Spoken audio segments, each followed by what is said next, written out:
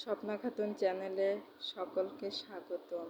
আজ নিয়ে চলে আসলাম পাঁচমেশালি শাক রান্নার রেসিপি নিয়ে। আমি এখানে একটা কড়াইতে দিয়ে দিচ্ছি আমার কুচানো শাকগুলো, পাঁচমেশালি শাক। এগুলো আমি সিদ্ধ করে নিব। এই দেখুন বন্ধুরা, কতগুলো পানি বের হয়েছে। এবার আমি পানিটা চেপে চেপে বের করে নিচ্ছি একটা ডালাতে ঢেলে। শাকগুলো ডালাতে নিয়ে এভাবে চাপ দিয়ে দিয়ে খুন্তি দিয়ে আস্তে আস্তে পানিগুলো বের করে নিব, না হলে শাকটা খেতে স্বাদ লাগে না। এই যে দেখুন আস্তে আস্তে আমার পানিটা ঝরে গেছে। এই দেখেন কতগুলো পানি বের হয়েছে শাক থেকে। এবার আমি শাকগুলো আবারও কড়াইতে দিয়ে দিব, দিয়ে গায়ের পানিটা শুকিয়ে নিব শাকের।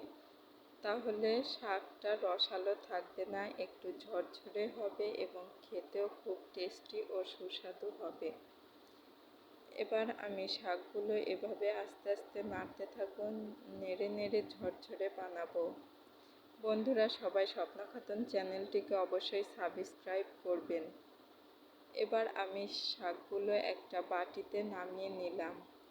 এবার আমি দিয়ে দিব বাগার। একটা কড়াইতে দিয়ে দিলাম তেল এবং ঝাল কুচি, পেঁয়াজ কুচি। এগুলো আমি দিয়ে ভেজে নিব। এগুলো যখন ব্রাউন কালার হয়ে আসবে আমি তখন শাকটা ঢেলে দিব। এই যে আমি পেঁয়াজটা হালকা নেড়ে নেড়ে ভেজে নিচ্ছি। আমার পেঁয়াজটা প্রায় ব্রাউন কালার হয়ে আসছে। ব্রাউন কালার হয়ে আসলেই আমি শাকটা ঢেলে দিব কড়াইয়ের মধ্যে, দিয়ে ভালোভাবে নাড়াচাড়া করে শাকটা রান্না করে নিব। এই যে দেখুন আমি শাকটা রান্না করে নিচ্ছি। আপনারাও এইভাবে পাঁচমেশালি শাক রান্না করতে পারেন। আর খেয়ে দেখবেন পুড়িয়ে তোলা পাঁচমেশালি শাকটা যেন রান্না করলে একটু বেশি স্বাদ হয়। আমার শাকটা রান্নায় প্রায় শেষ। এবার আমি একটা বাটিতে নামিয়ে নিব।